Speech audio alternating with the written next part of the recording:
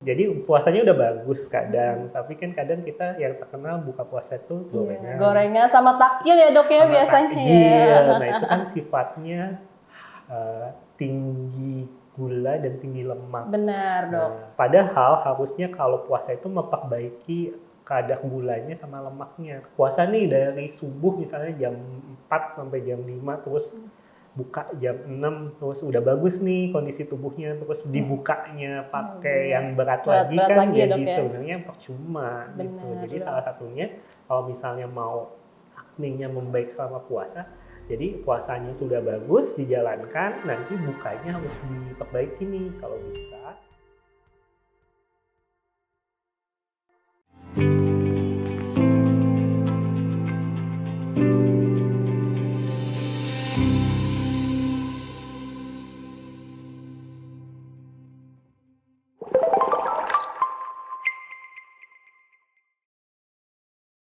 Hai sahabat Indrayana, kembali lagi di podcast Klinik Utama Dr. Indrayana, tempat di mana ngobrol santai mengenai kesehatan. Nah, di podcast kita hari ini kita akan membahas rahasia kulit glowing di bulan Ramadan. Nah, pasti sahabat Indrayana kan memasuki nih bulan Ramadan, pasti bingung kan, banyak banget orang tuh yang mungkin wajahnya berjerawat, kusam, atau kering.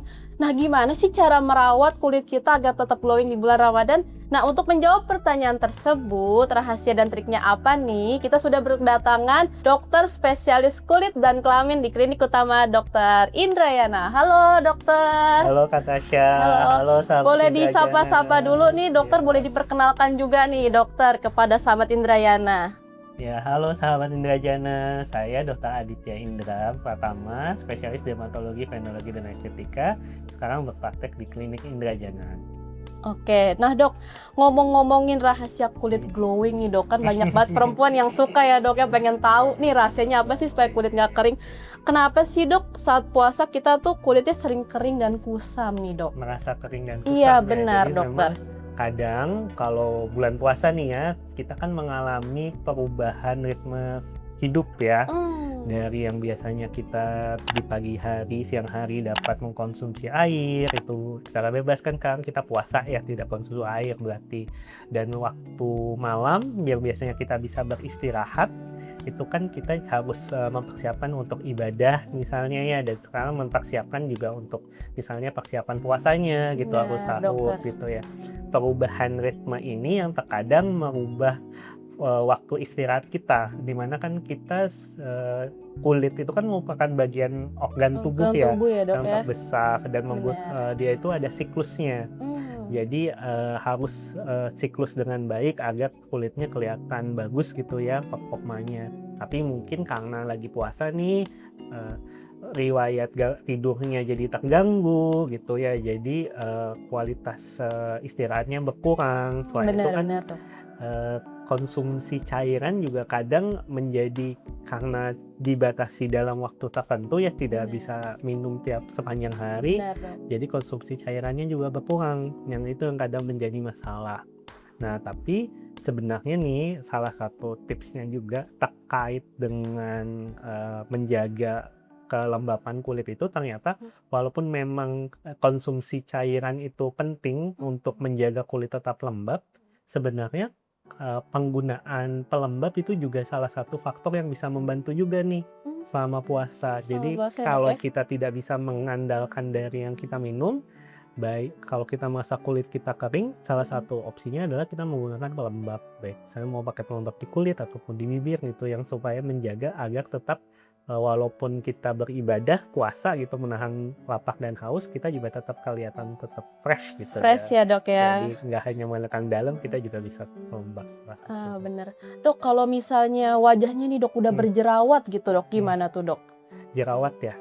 Jadi sebenarnya kalau kita bicara tentang, ada penelitian gitu ya, studi kalau puasa itu gimana sih efeknya terhadap jerawat gitu ya. Jadi pernah ada penelitian, jadi orang yang melakukan puasa itu diukur kadar derajat keparahan aknenya sebelum dia melakukan puasa Ramadan sama setelah puasa Ramadan. Terus juga dia diukur dari darahnya, diambil semacam gambaran peradangannya gitu, interleukin 17-nya waktu itu dinilai juga terkait jerawat ini. Jerawat ya, Nah, Dok, ya? ternyata didapatkan bahwa setelah puasa rutin gitu, dia malah perbaikan nih jerawatnya dan kadar peradangannya. Jadi secara umum kalau bilang, "Dok, saya berjerawat, puasa gimana? Aman nggak? Atau kulitnya didikannya atau enggak?" Benar Dok, biasa Ya, ditanya. "Oh enggak kok." Jadi sebenarnya dia akan memperbaiki. Nah, memperbaikinya itu dari sisi apa sih? Kok bisa puasa bisa Bisa memperbaiki memperbaiki jerawat ya? jerawat itu? Ternyata itu dari sisi kalau kita puasa itu kita biasanya kalau intake-nya membatasi, konsumsi gula berlebihan itu dibatasi. Nah, itu kadang itu memperbaiki dari metabolisme tubuh juga. Jadi metabolisme tubuhnya membaik, terus ada mekanisme kalau sering dengar puasa kan dikaitkan dengan autofagi di mana kita Iya, kondisi kurang makan, kita makan. jadi memperbaiki sel-sel yang rusak malah diperbaiki. Nah, itu juga Benar, dapat Dok. memperbaiki jerawat. Nah, tapi kadang kalau buka puasa itu orang suka makan apa Makan biasanya, Kak? goreng-gorengan ya, Dok, Makan ya? goreng-gorengan. Benar. Nah, Nah, itu gimana tuh, Dok, biasanya? Nah, itu.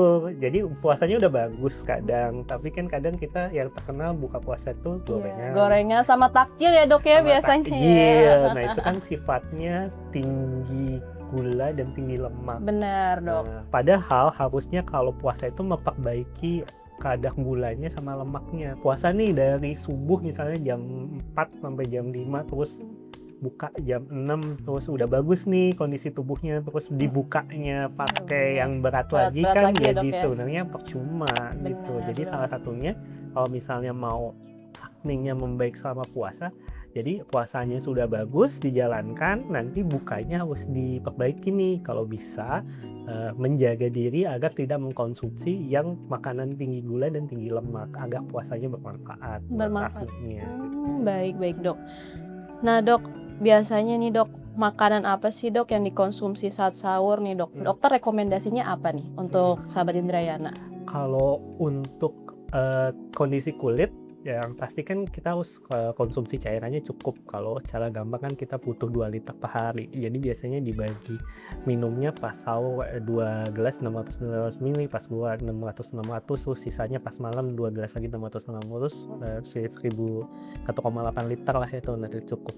Terus sama yang penting lagi terkait puasa, kita kan tetap harus mengkonsumsi makanan yang 4 sehat 5 sempurna lah, Benar, makan Dok. gizi seimbang. Sebenarnya untuk kesehatan kulit ya jangan sampai ketika kita puasa makanannya jadi kurang gitu. Kita mengkonsumsi karbohidratnya kurang, mengkonsumsi proteinnya kurang, atau kita mengkonsumsi vitamin mineralnya yang jadi kurang juga gitu. Jadi tetap kamu porsinya itu cukup agar kesehatan kulitnya juga terjaga. Baik, Dokter. Nah, Dok, adakah suplemen atau kolagen gitu, Dok, yang bisa membantu kesehatan kulit dari dalam, Dok? Kolagen ya.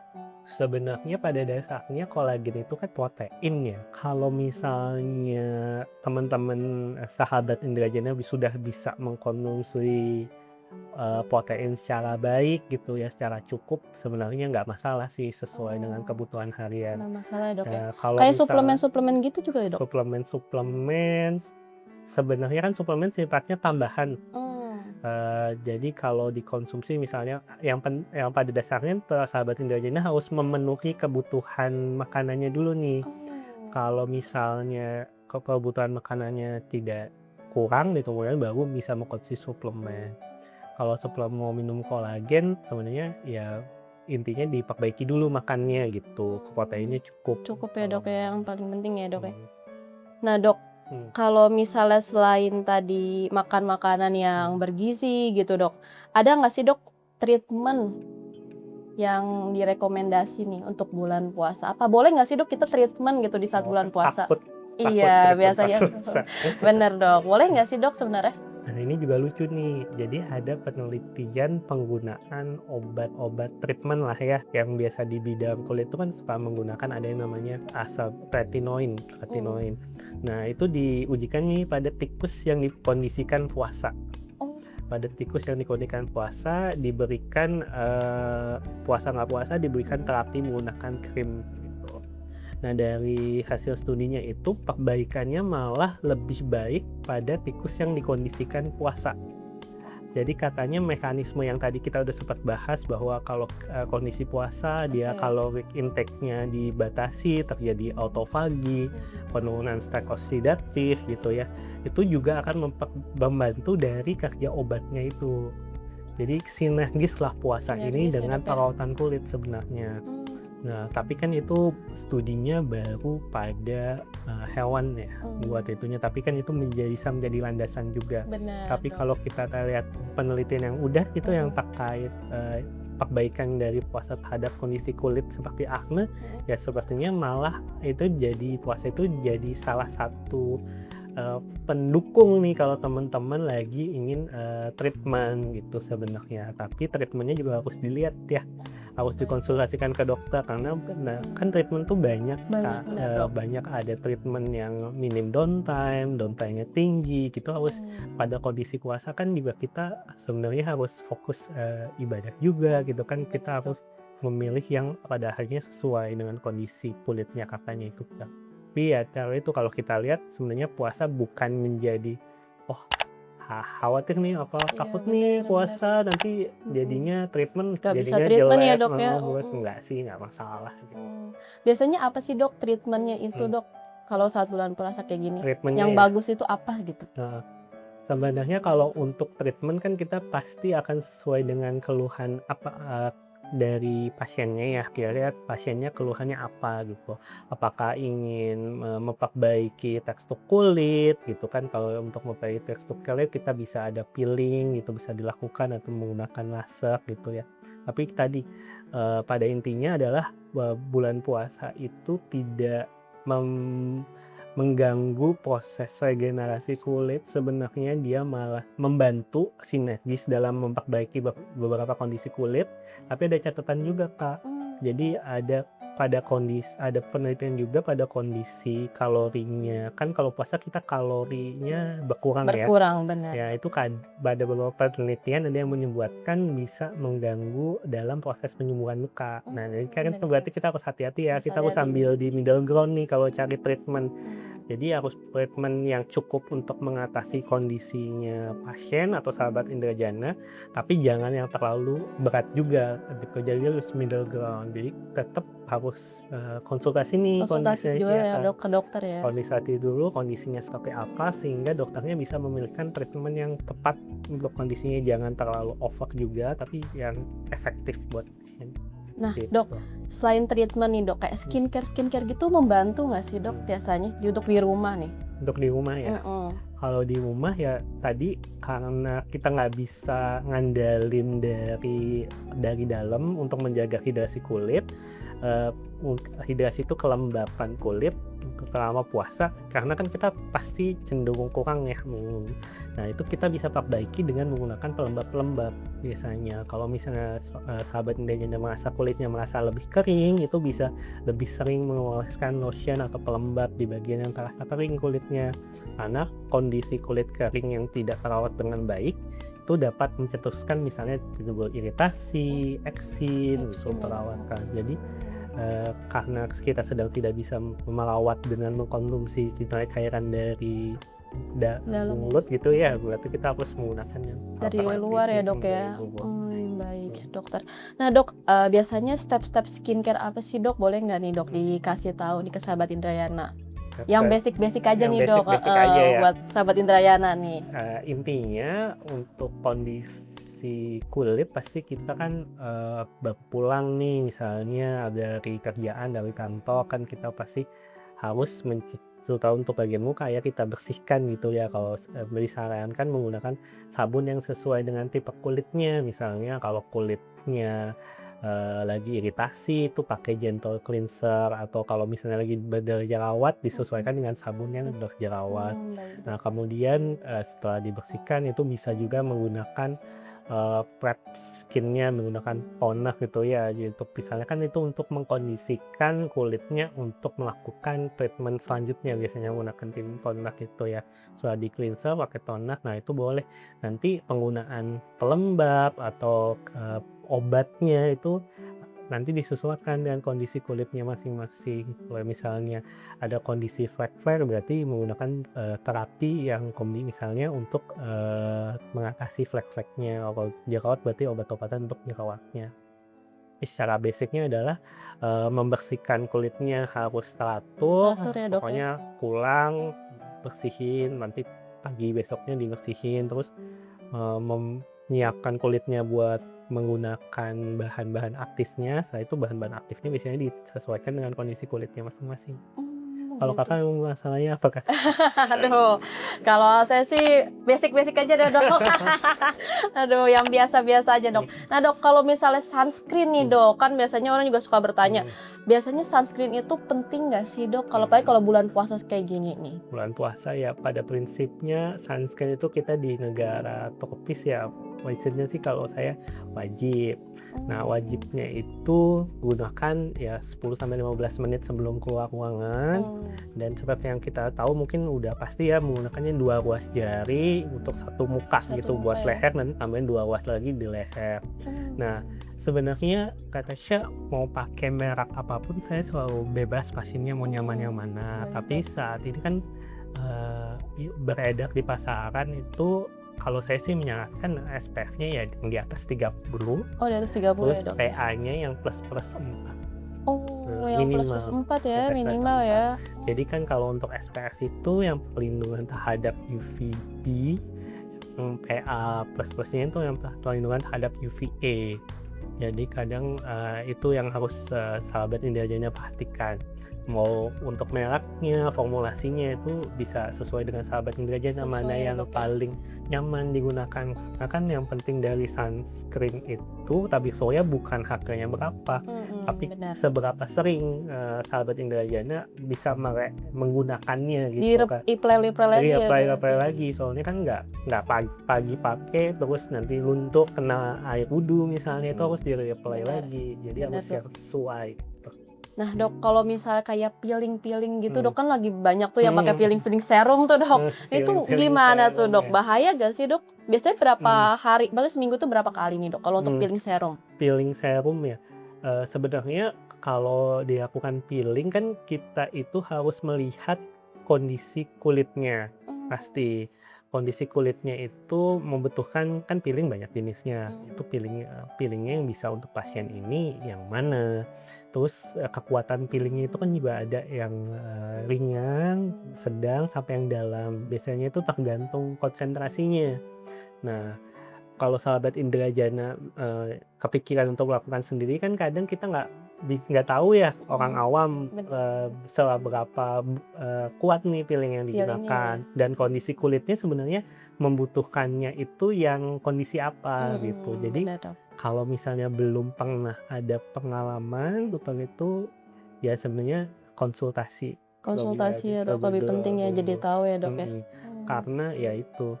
Dan sama satu lagi adalah peeling itu kan tindakan setelah peelingnya itu juga malah lebih penting daripada proses peelingnya itu sendiri. Kalau proses peeling kan kita seperti merangsang melukai kulit, tapi kita kontrol pakai bahan kimia gitu ya, supaya dia kulitnya bisa tumbuh lebih bagus lagi gitu ya. Nah, proses peelingnya sudah terjadi, nah proses tumbuh kembalinya ini yang harus dijaga juga sebenarnya. Jadi karena itu juga penting tuh berkonsultasi supaya kita tahu kita bawa ini proses penyembuhannya dapat dengan baik gitu, supaya disampai hasil yang diinginkan gitu. Jangan sampai misalnya menggunakan peeling sendiri terus bahannya terlalu berat gitu ya, terus jadi berlebihan reaksinya, malah nanti yang ditimbulkan tidak diinginkan gitu. Jadi kadang untuk kalau misalnya terutama kalau mencoba dengan yang berat-berat dan nyoba paling kan peeling cuma dioles-oles doang gitu biasanya gitu ya, Dok. Nggak apa-apa deh. Paling gitu. Cuma cekit-cekit doang ya, Dok. Cekit-cekit doang ya, itu kadang harus agak hati-hati sih, karena kan tetap bahan kimia ya, apalagi yang belum pernah atau apa gitu ya, atau dia beli sendiri yang produk kesehatan gitu ya. Kan benar. piling ada yang piling memang dijual OTC Iya, yang bisa digunakan, ada yang itu yang agak lebih kuat. Nah, yang saya lebih khawatir tuh ada yang sediaannya lebih kuat yang digunakan mandiri itu yang harus agak hati-hati. harus hati-hati ya dok ya. Tips dong dok nih di perakhir ujung podcast kita nih dok, boleh nggak sih dikasih tips and trick menjaga kulit glowing di saat bulan puasa? Jadi untuk menjaga tips kulit glowing, tadi kan kita kan selama bulan puasa ini kan beribadah juga ya. Jadi untuk agar kita bisa fokus beribadahnya, jadi kita harus yakin juga bahwa puasa itu sendiri sebenarnya bisa membantu kondisi kulitnya. Nah, yang kedua adalah untuk dalam berpuasanya, karena puasanya sudah bagus nih, dapat memperbaiki kondisi kulit.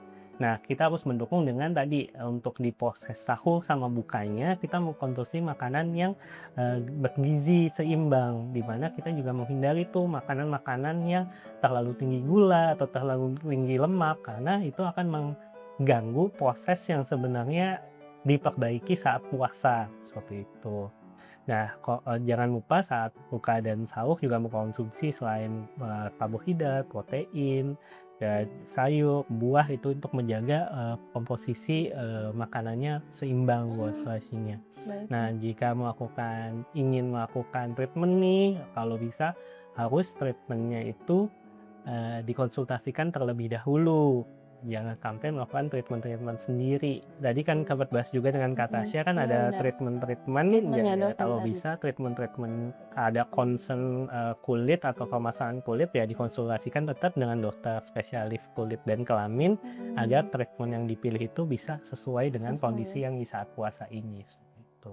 Terima kasih nih dok atas tips dan triknya juga untuk sahabat Indrayana yang sedang menonton. Nah, untuk sahabat Indrayana, terima kasih sudah menonton podcast kita hari ini. Terima kasih juga dokter untuk luangkan waktunya di podcast kita hari ini.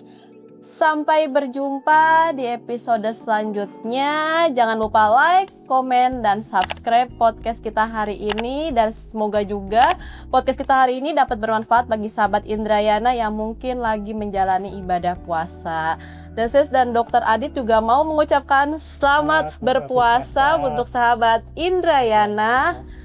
Salam sehat, salam Indrayana.